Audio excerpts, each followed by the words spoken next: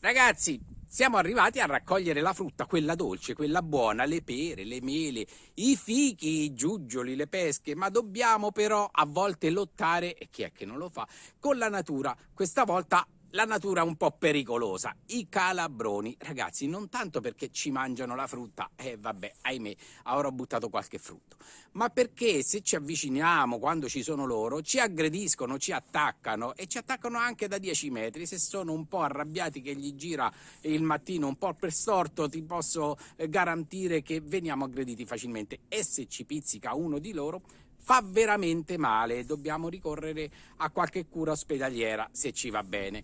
Quindi soluzione semplicissima, gratuita, guardate qua, già vedete le bottiglie appese, guardate qua quante ce ne sono, dietro addirittura c'è il telo sumpero perché arrivavano giù le gazze cornacchie a banchettare. Soluzione facilissima, acqua, zucchero, miele, e vi do un altro ingrediente perché questo video già ve l'avevo fatto, un segreto da mettere all'interno di queste bottiglie che renderà la soluzione irresistibile per loro. Andranno dentro a bere, purtroppo affogheranno, mi dispiace per loro, e ci salviamo così. Dai, vediamo tutto quello che c'è da fare, semplice semplice, venite con me.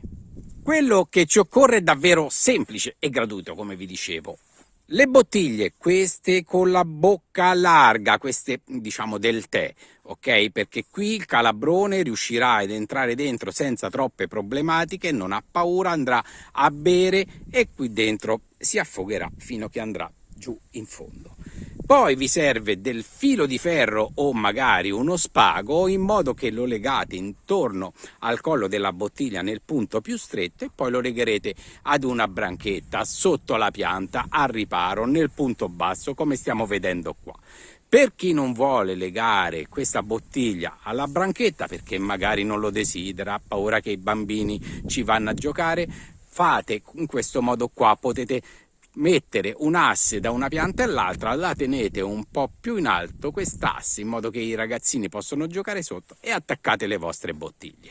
La soluzione attrattiva è semplicissima, ragazzi, si fa così: si prende un litro di acqua, ci si mettono 4 cucchiai colmi di zucchero e poi si aggiunge un cucchiaio colmo di miele, girate tutto quanto e riempite la bottiglia fino a questa altezza qua. Deve essere a 3-4 centimetri più bassa della bocca in modo che il calabrone entra dentro. Per andare a bere questa soluzione zuccherosa, scusatemi, irresistibile, scenderà giù e si affogherà perché poi non riesce più a salire. L'ingrediente segreto da aggiungere è questo qui: qualsiasi soluzione alcolica che voi avete in casa che non utilizzate più, magari c'era lì una grappa che non utilizzate più, un liquore di quelle alle prugne, comunque qualsiasi cosa alcolica voi inserite all'interno della soluzione